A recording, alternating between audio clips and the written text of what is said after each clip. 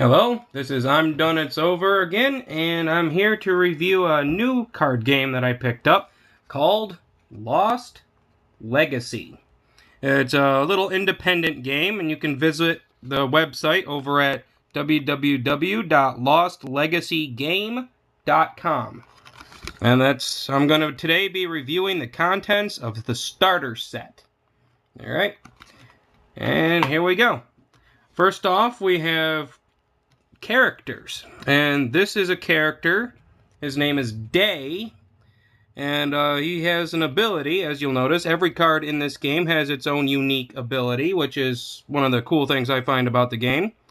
And Day's ability is called Courage. I'm not sure if you can see it right there, but his ability down here is Courage, and it said, if threatening or threatened by a character with a higher level, then flip a coin and call it. If called right, the stats of this character are doubled during this battle. And as you might be able to see, all character cards have a level printed on them just below their name.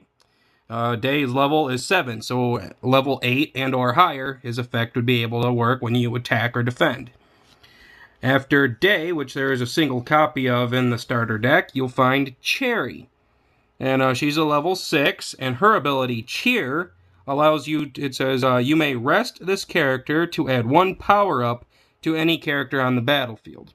A power-up will increase whatever character the power-up's been played on stats by 10 for offense, which is this number right here, and defense, which is the number right there. She happens to be a 30-30, so if she were to add a power-up to herself, she'd be a 40-40. Also, we've got Majesto. I've played the starter deck a few times now, and I've only seen him once, so pardon me if I get the names wrong. His ability, Feint, did come in pretty handy, and that's if a character is played, then you may rest any character you have on the battlefield to rest the character that was played before any other abilities respond. And, that's a good combo ability, especially if you've damaged something. You don't want your opponent dropping something that can heal it. There's a single copy of Majesto in the deck.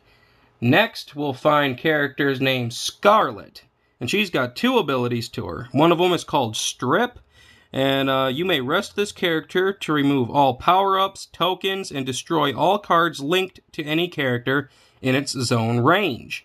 In a later video, if not this one, I'll explain all those finer details, like what does it mean to rest, and what's a power-up, a token, and all that kind of stuff. Her secondary ability is Steal, and that reads, if this character destroys an opponent's character by an attack, then take 1 MP from them. MP is magic points, and that's your currency in the game, your resources, if you will. It's how much you have to spend to bring a character into play, and that would be under their magic score right here. And if you can see, Scarlet's magic cost is 3, so it costs 3 of your overall MP to bring her into play. And the starter deck contains 2 copies of Scarlet. She's great for removing all the pesky things that you can put on your characters, as we'll see later on in this video. Next, we've got a bug, and his name is Mosquito, and he's a level 1. His magic point is 1 to bring him in, and he's got 2 abilities as well. First ability is Irritate, and that the stats are lowered -10 for all of your opponent's characters in the zone range of this character. So basically, he's going to pester your opponent's characters and, lower their stats because of it. The secondary ability is Invulnerable, which means neither player gains honor when this character is destroyed by an attack. And that's actually pretty useful. He's a good disruption monster if your opponent's, throwing down mad power-ups and whatnot. He's harder to hit because of his abilities, which I'll go over after the stack is done here. There are 2 Mosquito in the starter deck. Next is Olympian Archer. I've recently discovered the nasty potential this guy has. And his ability Longshot is you may rest this character and discard a card from your hand to deal a mental attack equal to half of its offense to any character on the battlefield. Now, he might start off small as a 20-20, but with a combo with Cherry, well, you can keep adding power-ups to him, and then he starts getting real nasty, blasting anybody anywhere on the battlefield. And there's 2 copies of him in the starter set. Next, we've got Clockwork Knight, one of my personal favorites. The art on him is just incredible. I mean, it's like something you would see out of the old school Final Fantasies. I mean, it's a really, really well done art. I definitely approve. His ability is Armor. When played, add 3 tokens to this character. If this character is attacked, then remove 1 token from it. This character cannot be destroyed if there are any tokens on it. So when you play him at a high cost of 5, he'll be staying around for a while. And the starter deck, there's 2 copies of him in the starter set. Next, we've got Nightmare Dragon. Decent art, you know, it's very spooky if you look really deep into it. And he's got 2 abilities as well. One of them is Nightmare. And if this character is in your hand, when a resting character you have is destroyed by an opponent's attack, you may play him. So if you've got a tired character on the board after it's done its abilities or attacked or whatever, and your opponent, you know, feels gutsy enough to kill it, you can play this beast for free. And that definitely comes in handy. Alright, and the secondary ability is this character cannot be damaged. Certain effects would refer to damage, like I can get to when we reach this section over here. There are 2 copies of Nightmare Dragon in the starter deck.